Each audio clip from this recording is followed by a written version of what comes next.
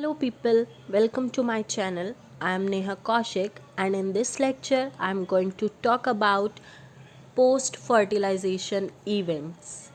अभी तक हमने जितनी भी स्लाइड्स पढ़ी हैं उसमें हमने प्री फर्टिलाइजेशन इवेंट्स पढ़े और फर्टिलाइजेशन इवेंट्स पढ़े, लेकिन ये हमारी जो आखिरी स्लाइड है इसमें आज हम पढ़ेंगे पोस्ट फर्टिलाइजेशन इवेंट्स कि फर्टिलाइजेशन होने के बाद वेदर वो डबल फर्टिलाइजेशन हो और सिंपल फर्टिलाइजेशन हो, उसके बाद क्या होता है पोस्ट फर्टिलाइजेशन इवेंट्स होते हैं such as development of endosperm, development of embryo और डेवलपमेंट ऑफ ओवरी और डेवलपमेंट ऑफ फ्रूट्स। ये सब प्रोसीजर्स हम पढ़ेंगे इस वीडियो में, ठीक है। Post fertilization events, it includes development of endosperm and embryo and maturation of ovules. Ovules जो होते हैं वो seeds में convert होते हैं और ovaries fruits में convert होती है। ये अभी जब हम development के procedures पढ़ेंगे seeds और fruits का, उसमें include हो जाएगा। तो सबसे पहले हम पढ़ते हैं फॉर्मेशन ऑफ एंडोस्पर्म। एंडोस्पर्म बनता कैसे है, ठीक है। तो एंडोस्पर्म जो है वो एम्ब्रियो से पहले डेवलप होता है।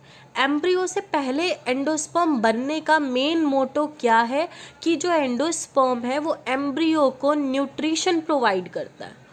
मतलब जो डेवलपिंग एम्ब्रियो है हमारा, उसको न्यूट्रिशन कौन प्रोवाइड करता है? एंडोस्पर्म प्रोवाइड करता है। जब हमने डबल फर्टिलाइजेशन इवेंट्स पढ़े थे तो उसमें जो प्रोडक्ट बना था ट्रिपल फ्यूजन का, उसमें क्या मिला था हमें? प्राइमरी एंडोस्पर्म न्यूक्लियस मिला था। यही प्राइमरी एंडोस्पर्म न्यूक्लियस बार बार डिवाइड होता है। डिवाइड होने के बाद ये एक फ्री न्यूक्लियाई में कन्वर्ट हो जाता है। अब फ्री न्यूक्लियाई का मतलब कि वो पूरे के पूरे हमारे जो प्लांट है अभी उसमें प्रेजेंट है, ठीक है। इस स्टेज को हम क्या बोलते हैं? न्यूक्लियर एंडोस्पर्म बोलते हैं, ठीक है। इस न्यूक्लियर एंडोस्पर्म के बाद सेल वॉल फॉर्मेशन होती है और सेल वॉल फॉर्मेशन होने के बाद जो हमारा एंडोस्पर्म है वो सेलुलर एंडोस्पर्म कहलाता है, ठीक है। उसके बाद है एंडोस्पर्म के फॉर्मेशन पर, ठीक है, हमने क्या किया है, जितने भी हमारे सीड्स होते हैं या एम्ब्रियो होते हैं उनको हमने 2 पार्ट्स में डिवाइड किया, नॉन एल्ब्यूमिनस और एल्ब्यूमिनस। अगर एंडोस्पर्म फुल्ली कंज्यूम्ड हो गया किसी भी एम्ब्रियो के थ्रू, कोई भी ग्रोइंग एम्ब्रियो है अगर उसने फुली कंज्यूम कर लिया एंडोस्पर्म को तो वो कहलाएगा non albuminous, for example P. और अगर कोई सीड है, मतलब कोई एम्ब्रियो से सीड में कन्वर्ट हो चुका है हमारा जो भी है पार्ट, अब अगर उस सीड ने एंडोस्पर्म को पूरा रिटेन नहीं किया, ठीक है, मतलब उसमें कुछ रह गया पोर्शन, तो उसको हम क्या बोलते हैं? एल्ब्यूमिनस बोलते हैं।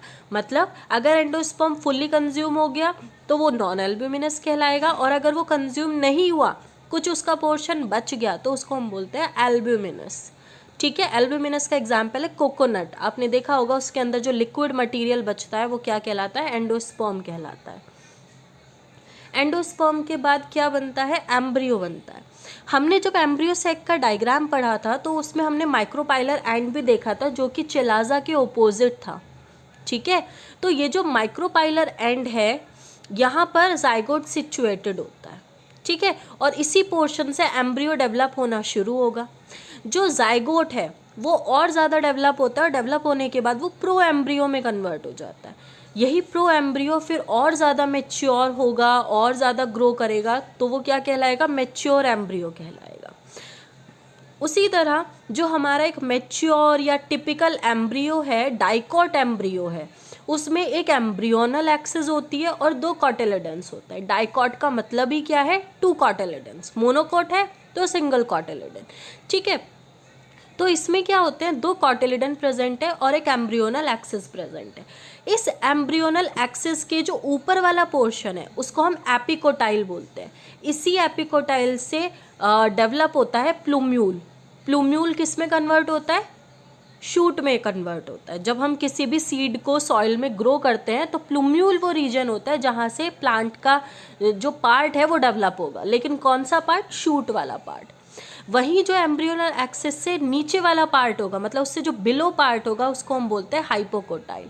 हाइपोकोटाइल रेडिकल कंटेन करता है और रेडिकल हमें पता है वो क्या जनरेट करती हैं? रूट्स जनरेट करती हैं, ठीक है। और वही रूट जो होती है उनकी जो टिप्स होती हैं वो किससे कवर्ड होती है, रूट कैप से कवर्ड होती है, जो उनको प्रोटेक्ट करती है और वाटर का एब्जॉर्प्शन करने में भी हेल्प करती है। यहाँ पर स्ट्रक्चर है एम्ब्रियो का, देखिए यहाँ पर, ये देखिए यहाँ पर ये प्लूम्यूल है, ऊपर की तरफ प्रेजेंट है, तो ऊपर वाला पोर्शन क्या कहलाएगा, एपिकोटाइल कहलाएगा। यहाँ पर है आपका हाइपोकोटाइल, हाइपोकोटाइल से यहाँ नीचे क्या जनरेट हो रहा है, रेडिकल, और रेडिकल किस में कन्वर्ट होता है, रूट में कन्वर्ट होता है। ये दो इसके कॉटिलिडन्स है यहाँ पर, ठीक है। और ये यहाँ पर नीचे है आपका रूट कैप, ठीक है, समझ में आया। ये आपका एक डाइकोट एम्ब्रियो का स्ट्रक्चर है।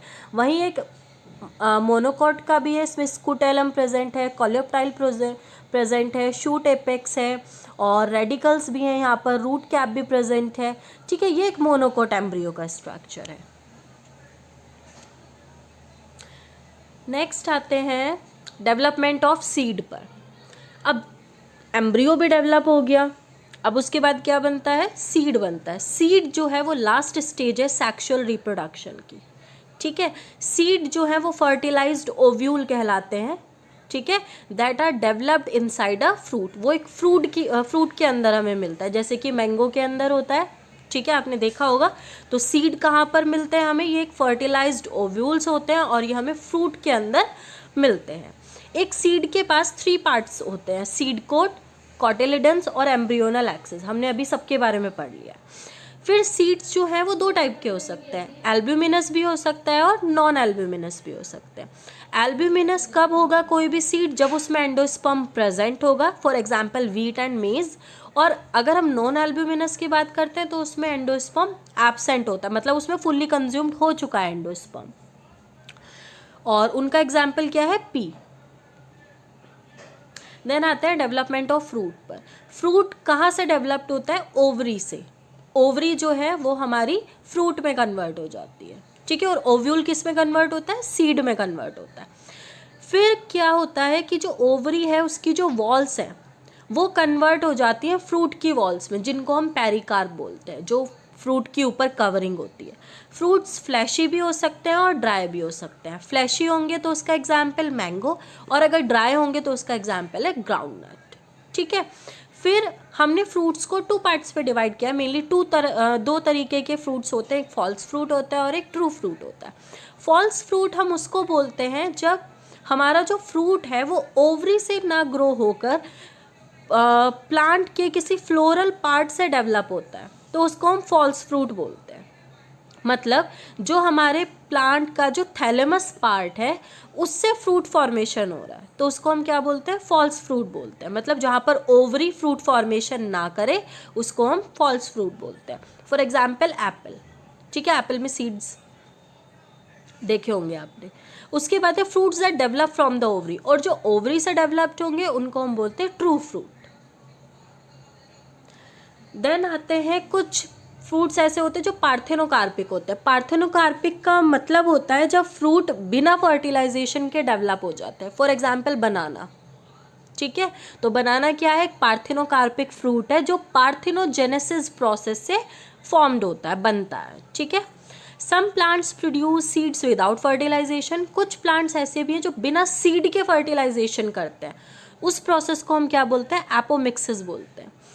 दोनों में फ़र्क है, दोनों टॉपिक्स में। पार्थेनोकार्पिक फ्रूट वो है जिसमें फ्रूट बिना फर्टिलाइजेशन के डेवलप हो रहा है, और एपोमिक्सिस वो है जिसमें सीड्स बिना फर्टिलाइजेशन के डेवलप हो रहे हैं, तो दोनों डिफरेंट टर्म्स हैं।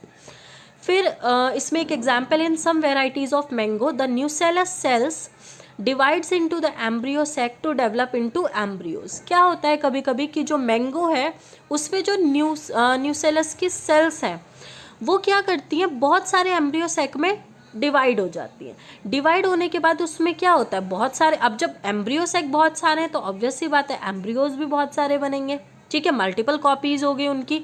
तो इसमें क्या होता है कि हर एक ओव्यूल के पास बहुत सारे एम्ब्रियोज होते हैं।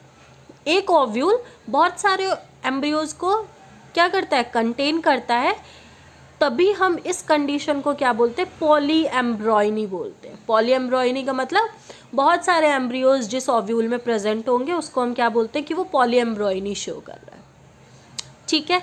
अगर आपको अभी भी इस चैप्टर में कोई प्रॉब्लम है तो आप मुझे कमेंट सेक्शन में कमेंट करके बता सकते हैं, मैं आपको और नई तरीके से इस वीडियो को समझाने में हेल्प करूँगी। ठीक है, इसी से आज हमारी ये जो चैप्टर था sexual reproduction in flowering plants वो ख़त्म हो चुका है। Thank you so much.